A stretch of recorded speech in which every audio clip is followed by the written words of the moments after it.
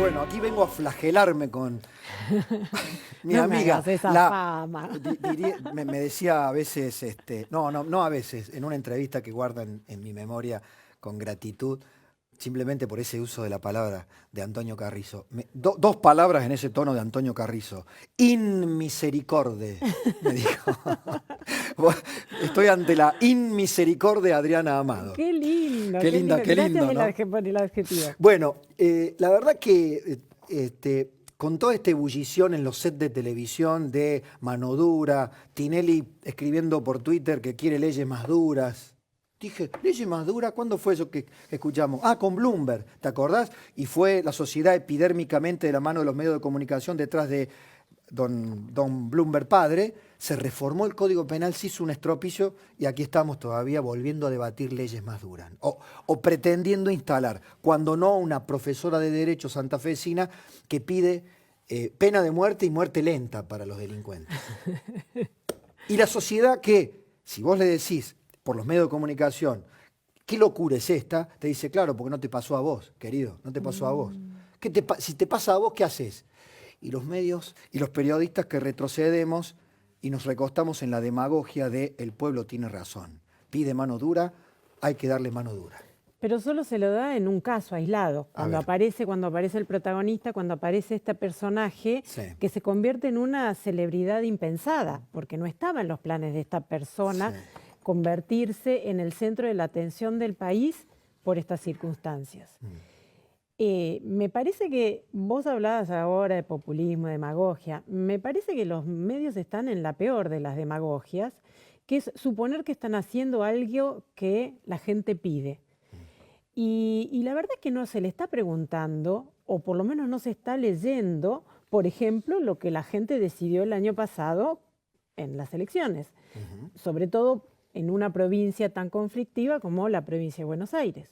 Cuando la sociedad vota de manera tan sorprendente para la mayoría de los analistas, un cambio tenía que ver con ese hartazgo de la inseguridad.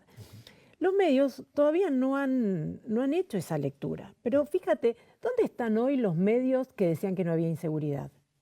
¿Dónde están hoy los políticos que decían que no hay inseguridad?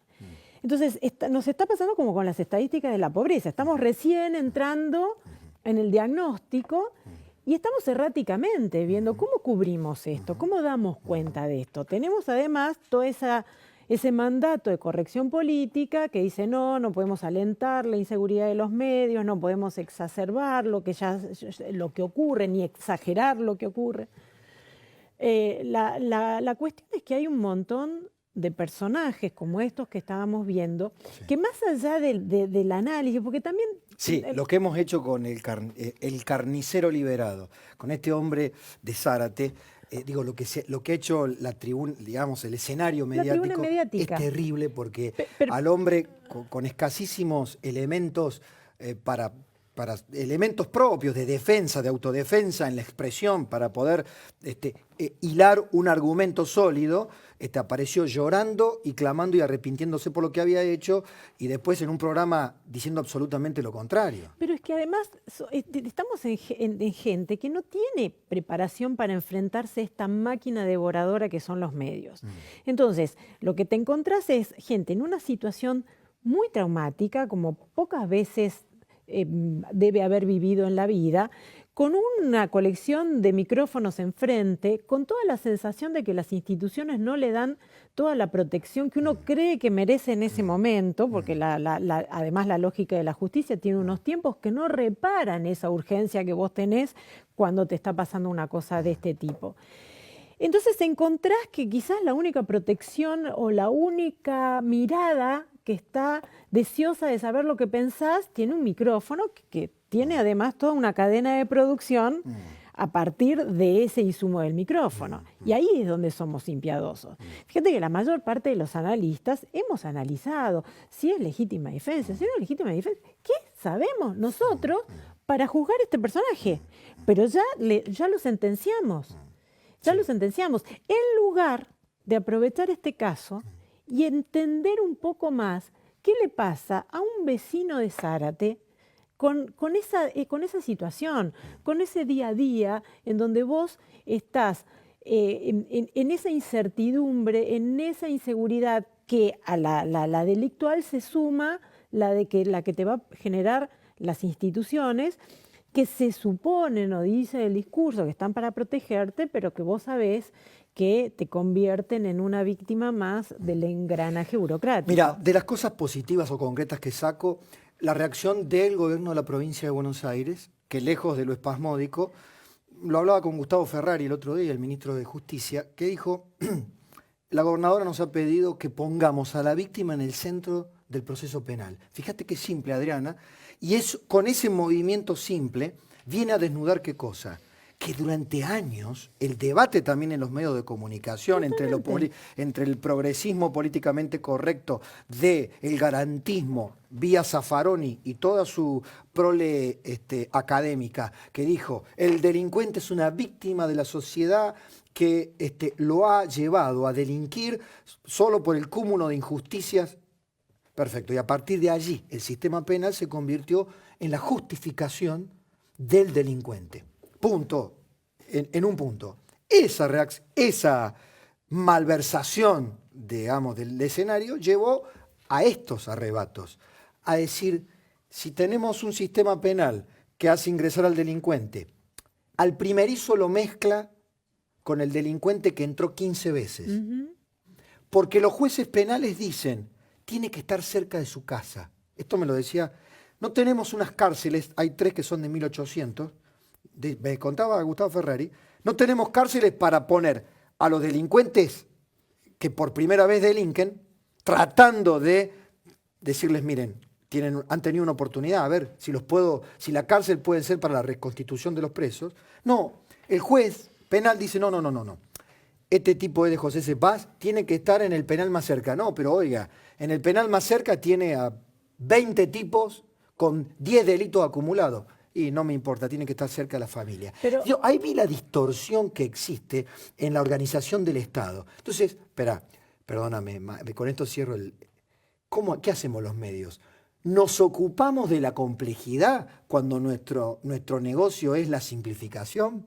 ¿Cómo resolvemos eso, Adriana? Pasa porque, fíjate vos que estamos hablando de lo que te dice una fuente oficial. La mayor parte de la gente que habla en los medios son fuentes oficiales, de distintos partidos, es la política. Sí. La política ni siquiera es la mayoría del país, tienen una lógica de representación. Sí. Pero no son el 80% de los ciudadanos argentinos. Y esa es la proporción que tienen en las noticias. Está bien, pero tienen también una lógica de acción, de representación y de acción. Pero yo lo que pregunto es, ¿por qué toda esa información nos tiene que llegar de la mano del Estado? ¿Dónde estuvieron los medios para producir información del sistema carcelario? ¿Por qué tenemos que confiar en la declaración de una fuente oficial? ¿Y dónde están los reportajes? Lo pusiste en un lugar perfecto, porque ¿quién se hace cargo del exterminio estadístico?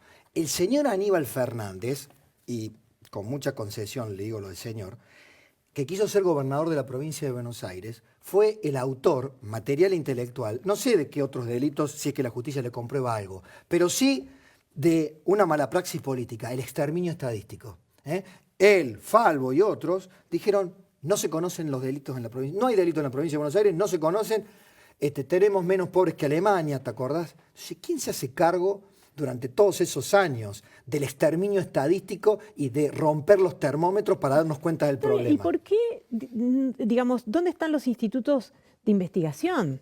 ¿Dónde está el periodismo poniendo ese foco, no ya cuando la situación fue irremediable, sino cuando tenían que poner la alerta de que eso pasaba? Me parece que una de las cosas más devastadoras que le pasó al periodismo en estos años es que se convirtió en un comentarista de los dichos de las fuentes oficiales. En esa lógica, ¿viste el programa de Chimento que le ponen el micrófono a una vedette y le dice, ¿viste que el otro dijo que tal cosa? ¿Vos qué te parece? Digo, yo quiero que el periodista me provea de los datos que incluso el Estado no tiene ganas o no tiene vocación de mostrar. A ver, todas las generalizaciones son odiosas. Buena parte del periodismo. Hubo excepciones, y no lo digo por defensa propia de ninguna manera, sino porque vos sabés mejor que nadie que también hubo periodistas que desde su lógica de laburo personal y desde el espacio que le quedaba, Por eso, por el imperio de las circunstancias, la ley de medio, la lógica de poder, el enfrentamiento, la grieta, lo llamemos como sea, buscaban hacer su laburo. Ahora, cuando vos no tenés fuentes oficiales, cuando se destruyen las estadísticas, la recuperación digamos, la reconstrucción del mapa se hace muy compleja. Fue una acción deliberada. Yo te digo que en los países en donde tienen sistemas de información sólidos, sí, la información no se le deja solo bajo la responsabilidad del Estado. ¿Y cuándo tuvimos nosotros digamos, nunca tuvimos y ahí es donde te información sólida? Ahí donde te digo que yo acabo de terminar una investigación de 2 años de noticias de diarios y solo el 0,6% de las noticias tenían periodismo de investigación. El 0,6%. Entonces ese esfuerzo que vos estás mencionando está en el 0,6% de las noticias. El 60% de las noticias son comentarios de que dijo tal, de que fulano tal, de que fulano está enojado, que se presenta en las elecciones. Fíjate hoy qué estamos investigando. ¿Qué estamos investigando? No, estamos preguntándole a la gente quién va a votar en el 2017. No le estás preguntando cómo se siente. Ahora que el INDEC dice, bueno, vamos a hacer una estadística de inseguridad, se enfrentan en la dificultad de cómo obtenés una estadística de algo que es tan subjetivo y tan complejo de analizar como la victimización o el delito. Pero eso habla de que toda la sociedad dejó, digamos, en el comentario de la realidad. Quizás venimos de un sistema, nosotros somos todavía un país que tiene resabios de épocas autoritarias, entonces estamos en un sistema posautoritario. Cuando yo hago mis análisis y comparo en qué está el periodista o cuál es la confianza, por ejemplo, de los periodistas hacia las instituciones de las que informa, nosotros estamos en niveles más bajos que los países de Europa del Este, que los países de Asia, que los países de África. Y la pregunta es, nosotros nos jactábamos que teníamos periodistas ejemplares, modelos de inspiración. Eso no lo tenemos. Entonces, me parece que también es un buen momento para replantear cuál es el rol de los medios. O sea, los medios estuvieron muchos años siendo si le decía, si no le decía, si va a tal personaje, si no va a tal personaje. A punto tal que, fíjate, en Argentina es el único país del mundo en donde se llama reportaje a la entrevista. Y reportaje es el gran reportaje, es otra informe de fondo, el que aporta investigación, el que la los doble periodistas página del domingo que salen de a 2 o 3 buscar páginas, datos cuando no los hay. Porque suele pasar que del delito, que todos esos temas que están involucrados con la inseguridad, o no hay datos, o a veces el gobierno o los poderes lo intentan Está bien, ocultar. Pero acá estamos jugando de abogado del diablo en abogado del diablo. ¿Qué pasa cuando una sociedad, Adriana? Nosotros enfocamos la mirada en los medios, ¿no? Y por eso estás acá, no le saco la mirada autocrítica, y eso es lo que quiero exponer. Pero también, ¿qué pasa cuando una sociedad se transforma en copartícipe del exterminio estadístico? Cuando una sociedad avaló, en términos generales, que desaparezcan los pobres de las mediciones, desaparezca la inflación, desaparezcan los delitos, desaparezcan los homicidios, y un tipo llega a decir que tenemos menos pobres que en Alemania, y no pase nada. Bueno, ¿no? ¿qué es la Mejor dicho, después sí pasó. Pero durante 12 años hubo un sistema propagandístico que se encargó al estilo goebbeliano de amplificarlo y combatir a los detractores, y en eso nos entretuvimos mientras nos destruía la información básica, mínima, indispensable. No solo nos destruyó, no supimos reemplazar, poner algo en su lugar. Y vos hablabas de la demagogia. La demagogia es a veces responder sin sentido al humor social. Y el humor social es cambiante, pero es justamente que se supone que las personas que tienen la responsabilidad de la información, que son los medios, y la responsabilidad de la conducción y de la gestión, que es el gobierno, tienen que incluso ver mucho más allá y a veces decir cosas que no son simpáticas y que no son demagógicas. Pero la lógica de no perder esa porción de audiencia o de no perder ese anunciante del que se colgaban hizo que o un periodismo estaba siendo obsecuente al poder o otro periodismo estaba hablando de la trascendencia para no ofender o de no poner el foco en aquello que no se quería ver. Y bueno, perdieron el rol. Entonces ahora... ¿Tenemos oportunidad de barajar y dar de nuevo en este escenario? Pero totalmente. Y de hecho, una cosa interesante es que cuando aparece algo de calidad, cuando aparecen estos personajes que le interpelan, que muestran cierta identificación con el televidente, la audiencia presta atención. El problema es que en algún punto, que yo no termino de decir dónde, lo importante se peleó con lo interesante. Entonces lo interesante está interesante eso que era estás diciendo, lo frívolo, lo pasatista, y lo importante se volvió adusto, aburrido, con unos voceros espantosos que siempre hablan de lo mismo. ¿Qué pasa si los medios y los periodistas empiezan a hacer interesante lo importante? Fueron atrás del humor, de lo interesante y perdieron de ojo.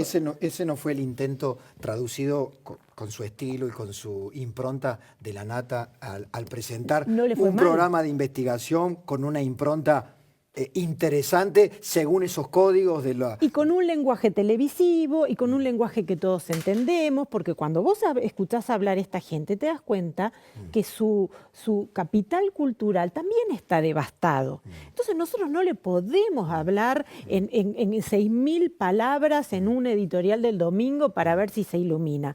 No es posible eso, porque nosotros estamos en una sociedad que no solamente tiene que ver con los cambios en la educación, sino que también tiene que ver con las narrativas. Uno tiene cada vez menos tiempo, tiene cada vez más necesidad de encontrar rápidamente la información. Me parece que lo interesante no tiene que estar reñido con lo importante. Y si existe un rol para los periodistas es eso. Cuando aparece algo interesante como este tipo de personajes, lo banalizan, lo convierten en una víctima más del sistema. No lo pueden aprovechar para decir, oiga, acá atrás de esto hay algo importante, atrás de esto están las cárceles, está el sistema judicial, están jueces que no están cumpliendo los roles. Hay un Estado devastado. Hay un Estado devastado. Digo, y no podemos, ya si coincidimos con el diagnóstico y sabemos que el Estado no está dando todavía estadísticas confiables, que la devastación ha sido muy fuerte. Bueno, alguien tiene que buscar un dato. Mira, intertextualidad televisiva, voy a tratar de hacerlo y no muy difícil. Venía escuchando a otra mujer que admiro enormemente por su inteligencia y su capacidad, que es Laura Di Marco. Venía escuchándola plantear en el informe que hace con Jorge Fernández Díaz que Beatriz Arlo, anoche con Joaquín Morales Solá, Beatriz la tuve el otro día aquí, planteaba cuál es el cambio cultural. ¿Cuál es el cambio cultural? Entonces respondía con intertextualidad Laura, y tal vez deberíamos pensar si un mínimo cambio cultural o un retorno a cierta normalidad, entre comillas, con todo lo que significa esa palabra, es volver a las estadísticas confiables. Es un gobierno que al menos acepte mostrarnos el cuerpo desnudo con fiebre o con septicemia. Es decir, esta es la verdad, o sea, esta es la realidad. Está bien, pero yo no quiero una sola fuente para las estadísticas. Yo quiero multiplicidad de estadísticas. Yo quiero estadísticas oficiales, confiables, pero también necesito que haya otras instituciones que las estén revisando. Vos vas a tratar el presupuesto. Sí. Hay un presupuesto oficial, pero también tenemos que estar mucho más atentos. Obvio. Los expertos. Sí. Por ejemplo, en la cuestión económica, las cámaras, las fundaciones. Las consultoras. Sí. Digo, también hay un rol social que es aportemos la información que quizás hoy todavía el periodista no puede hacer. También es cierto que nosotros le estamos pidiendo al periodista que vaya a luchar contra los dragones y le damos un escarbadiente de arma porque no tenemos ganas de pagar por la información, no le prestamos demasiada atención mucho tiempo a nada. Entonces, me parece que hay todo un desafío. Las recetas que vinimos usando hasta ahora no sirven. Estos fuegos de artificio tampoco contribuyen a mejorar el sistema, con lo cual me parece que además es un buen momento, porque los medios están perdiendo audiencia, están perdiendo ese pacto de confianza que han tenido. Por primera vez en 20 años que estudia el Latino Barómetro, la televisión, que era el medio que era imbatible, está cayendo. Ya habían caído 30% los diarios, ya había caído 15% la radio, ahora cae la televisión. ¿Hacia dónde se va la fuente de información política? Hacia el conocido. Porque tiene que ver con que nosotros, sociedad latinoamericana, nuestra confianza está en el cercano, en la comunidad. Entonces, me parece que ahí es donde la comunidad, a través de sus especialistas, de sus universidades, también tiene que dejar de bailar el ritmo que le marca el poder para generar una agenda propia. Los periodistas van siempre a la saga de las iniciativas del el poder, cualquiera sea para criticarlo, sea para aplaudirlo. No es un rol que la sociedad está esperando del periodismo. Estimada, le dije, impiadosa, inmisericordia. Inmisericordia, me gustó eso. Es mi amiga Adriana Amado. Gracias, Adriana. No, gracias a vos. Pausa y estamos hablando de economía, el presupuesto. ¿Es un himno al gasto público? Diego Giacomini, que viene también, otro, inmisericordia.